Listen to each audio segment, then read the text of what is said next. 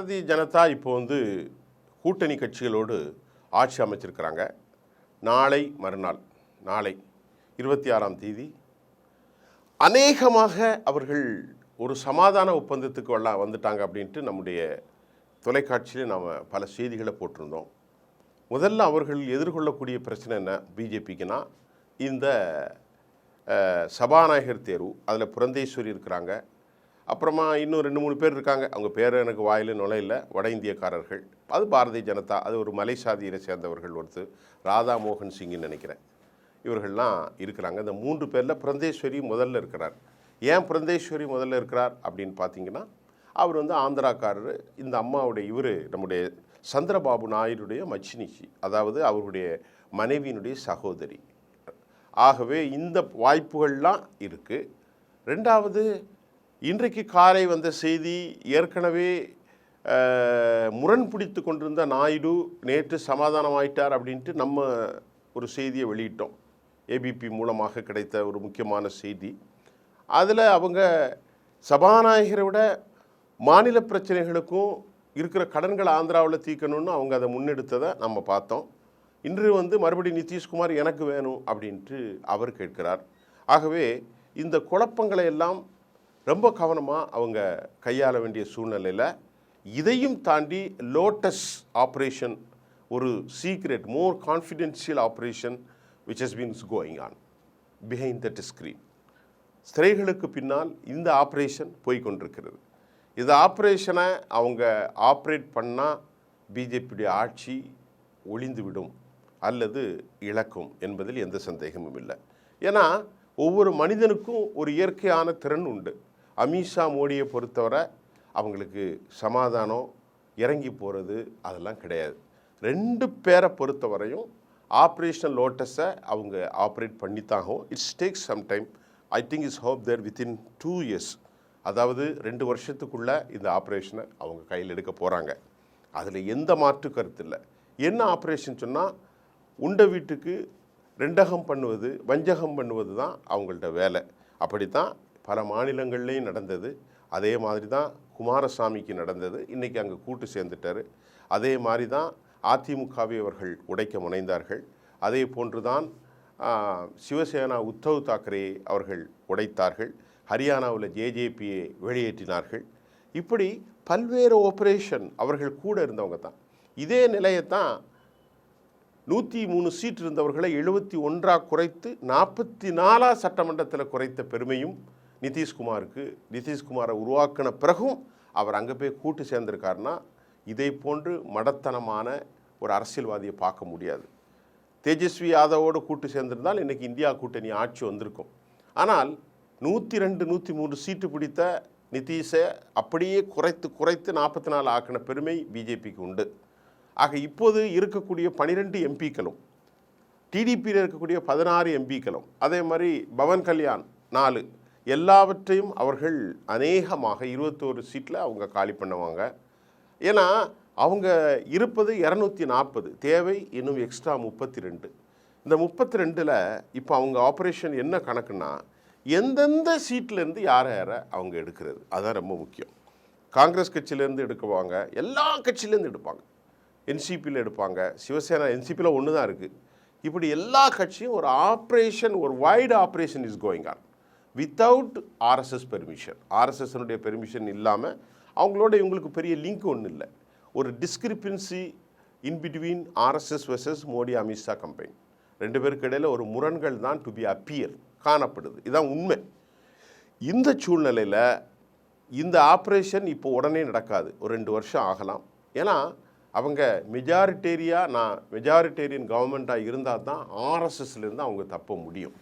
ஏன்னா ஆர்எஸ்எஸ் என்ன சொல்லுதுன்னா, இனி உனக்கு எனக்கும் ஒத்து வராது, உன்னுடைய அரசியல் வாழ்க்கை இனி செப்டம்பர் 2025 காலி. அதுக்கு முன்னால் ஆர்எஸ்எஸ்னுடைய 100ஆண்டு விழா ஒன்று நடக்க இருக்கிறது. ஆர்எஸ்எஸ்ஸின் 100ஆண்டு விழா நடக்க இருக்கின்ற போது ஒரு பெட்டானல் ஆர்கனைசேஷனாக மோடியும் அமித்ஷாவும் ஜேபி நட்டாவும் ராஜ்நாத் சிங்கும் அல்லது நிதின் கட்காரி, பட்னாவிஸ், எல்லா தலைவர்களும் அதுக்குள்ளே வந்துடுவாங்க, இன்க்ளூட்ஸ். ஏன்னா அவங்க எல்லாருமே அங்கே தான் பதவியேற்று அங்கே தான் ட்ரெயின் பண்ணி அந்த சத்தியத்தை எடுத்து தான் அவங்க ஆட்சி பண்ணுறாங்க. அதுக்கப்புறம் மோகன் பகாவத் கூட நான் விலகப் போகிறார், புதிய தலைவர்கள் கூட வருவார்கள்.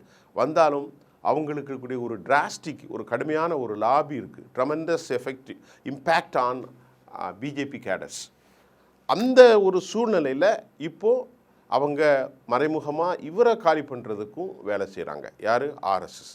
ஆனால் ஆர்எஸ்எஸ் எப்போதும் கட்சியை உடைக்க மாட்டாங்க, அவர் பிஜேபியும் கட்சியை உடைக்காது. ஆனால் பிஜேபி ஆட்சி இருக்கணும், நான் சிஎம்ஆர் பிரைம் மினிஸ்டராக இருக்கணும். அமித்ஷா அதுதான் போராடுறார். 2 பேரும் பிஜேபி ஆட்சி இருக்கணும், மோடி அமித்ஷா இருக்கக்கூடாது. யார்? ஆர்எஸ்எஸ். இதுதான் பிரச்சனை.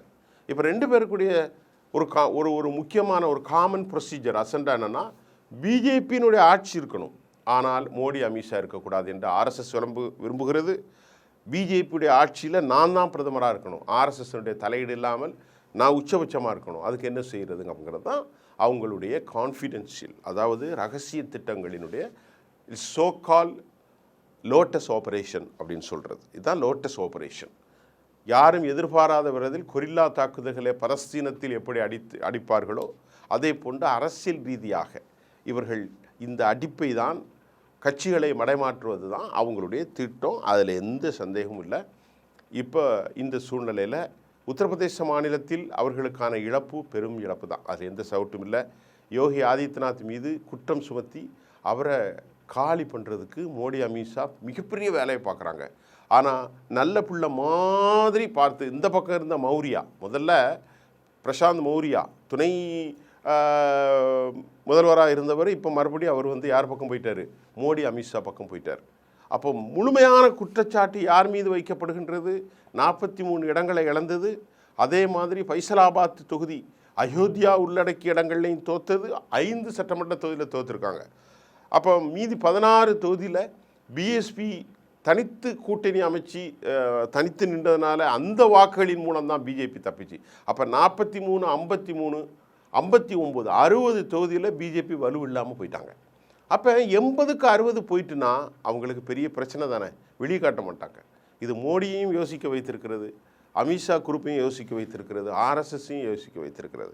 ஆர்எஸ்எஸ் ரகசியமாக போன வாரம் சனிக்கிழமை காலை அதிகமான நேரம் ஆர்எஸ்எஸ்னுடைய தலைமையிலிருந்து ஒரு குறிப்பிட்ட ஆளுமை சென்று பார்த்து பேச்சுவார்த்தை நடத்தியிருக்கிறார். யாரோடு? மோகன் இவர் நம்ம யோகி ஆதித்யநாத்தோடு யூபியில். இப்போ அடுத்து என்ன செய்ய போகிறாங்கிறத திங்கக்கிழமையும் அவங்க பேச போகிறதா இருந்துச்சு. அதற்கான காலச்சூழல் இல்லாமல் இந்த 2 முறை ஒரே நாளில் கடந்த சனிக்கிழமை பேச்சுவார்த்தை நடத்திருக்கிறாங்க. இப்போ எப்போதும் இல்லாத ஒரு சூழல் தான் இங்கே காணப்படுகிறது. மத்தியில் ஆர்எஸ்எஸ் தனித்து இயங்குகின்றது, பிஜேபியினுடைய பிரைம் மினிஸ்டரும் உள்துறை ஹோம் மினிஸ்ட்ரியும் தனித்து இயங்குகிறார்கள். அப்போ நிதின் கட்காரி போன்றவர்கள் ஒதுக்கப்பட்ட நிலையில் இப்போ நிதின் கட்காரிக்கு ஒரு பெரிய ஒரு துறையை கொடுத்து அவர் அதே துறையில் கன்னியூ பண்ணக்கூடிய ஒரு அச்சீவ்மெண்ட் அவங்க கொடுத்துருக்குறாங்க. ஆனாலும் செப்டம்பருக்கு அப்புறம் இவர் இறங்கி தான் ஆகணும்னு ஆர்எஸ்எஸ் கடுமையான முரண் வைப்பார்கள். அது வெளிப்படையாக அவங்க மோத மாட்டாங்க. ஆர்கனைசேஷன்ஸ் கட்டுரை, மோகன் பகாவத்துடைய கட்டுரை, நாம் அதை அழகாக சொல்கிறோம், ரத்தன் சர்தாவுடைய கட்டுரை, இவர்களுக்கு திமிர் பிடித்தவர்கள் என்று எழுதினது. மோகன் பகாவத் மணிப்பூர் கலவரத்தை பற்றியும் அகங்காரம் என்கின்ற வார்த்தையை பயன்படுத்தியதையும் நாம் இதே ஜெம் தொலைக்காட்சியில் பேசியிருக்கிறோம். அப்போ அகங்காரம், தான் எல்லாவற்றிலும், தன் கருத்து தான் அப்படிங்கிறத திணிக்கக்கூடிய மோடிங்கிறது வெளிப்படையாக open declaration that was being mat. இது வெளிப்படையாக தி ஸ்டேட்மெண்ட் வாஸ் பீயிங் மேட், அவங்க சொல்லிட்டாங்க, ரிவீல் பண்ணிட்டாங்க. அதில் எந்த விதமான சந்தேகமும் இல்லை. அதனால் இந்த அகங்காரம் பிடித்த மோடியை யார் சொல்கிறது? மோகன் பகாவத் சொன்ன மாதிரி.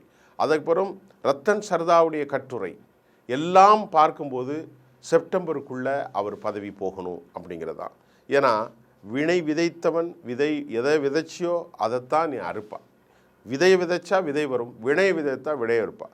ஏன்னா இதே மாதிரி தான் அவங்க எல்லா தலைவர்களையும் வெளியேற்றினார்கள். 75 வயசாச்சு அப்படின்னு சொல்லி தான் அமித்ஷா, அவர் பேர் என்னது, அத்வானி, முரளிமனோகர் ஜோஷி, எல்லா தலைவர்களையும் காலி பண்ணீங்க. அப்போ மற்றவங்களுக்கு ஒரு நீதி, உங்களுக்கு ஒரு நீதியா அப்படின்னு கேட்கப்படுகின்றது. எழுதப்படாத சட்டம் ஒன்றுமில்லை, இது பிஜேபியினுடைய சட்டம். இது இந்திய அரசியலமைப்பு சட்டம் ஆர்டிக்கிள் அல்ல, பிஜேபிக்குள்ளே இருக்கக்கூடிய பைலா. அந்த பைலாவின் அடிப்படையில் அவர் கண்ணியமாக வெளியேறுவாரா அல்லது வெளியேற்றப்படுவாரா? ஏன்னா இதே சூழல் கோவாவோட பொதுக்குழு செயற்குழு நடந்துச்சு. இதே போன்று அத்வானி நான் நிற்பேன் என்று முரண் பிடித்த போது அவரை நீக்கிவிட்டு அந்த இடத்துல மோடியை கொண்டு வந்த பெருமை, வரலாற்று உண்மை ஆர்எஸ்எஸ்க்கு உண்டு. மோடி போகலாம், ஆனால் ஆர்எஸ்எஸ் போகாது. 1000 மோடிக்கள் வரலாம், ஆர்எஸ்எஸ் இருந்து கொண்டு தான் இருக்கும். அந்த அடிப்படையில் இப்போ அவங்களுக்கு பெரிய தலையீடு 2 தான். இந்த நிகழ்ச்சியோட இடைவெளியில் சொல்கிறேன். ஒன்று, நிதிஷையும் சந்திரபாபு நாயுடுவையும் சந்திப்பது. 2வதான பிரச்சனை தாய் அமைப்பான ஆர்எஸ்எஸ்ஸினுடைய ப்ரெஷரை சந்திக்கின்றது. 3வது, எதிர்க்கட்சிகளுடைய கலோபரம். ஏன்னா வலுவாக 240ங்கிற அளவுக்கு அவங்க காங்கிரஸ் கட்சி மற்ற கட்சிகள்லாம் வந்துட்டாங்க. இதனை அடுத்து அவங்க சந்திக்க போகிற பிரச்சனை மகாராஷ்டிராவுடைய தேர்தல், ஹரியானாவுடைய தேர்தல், ஜார்க்கண்டுடைய தேர்தல், ஜம்மு காஷ்மீருடைய தேர்தல். இதில் தோல்வி அடைந்தால் பெரிய சிக்கல் அவங்களுக்கு வரும். ஆக இப்படிப்பட்ட சிக்கலில் எப்படி மீளப் போகிறார்கள் என்பது தான் அடுத்த பார்வைக்கு நான் உங்களுக்கு வைக்க போகிறேன். யதார்த்தமாக 4 பிரச்சனையை சொல்லியிருக்கேன். ஆர்எஸ்எஸ் பிரச்சனை ஒன்று, இந்தியா கூட்டணி பிரச்சனை ஒன்று, கூட்டணி பிரச்சனை ஒன்று, அடுத்து எதிர்கொள்ள போகிற 4 சட்டமன்றத்தினுடைய வெற்றி தோல்வி. மீண்டும் இதுபோன்று அழகான செய்திகளை ஆதாரத்தோடு தர உங்களை நான் சந்திக்கிறேன். நன்றி.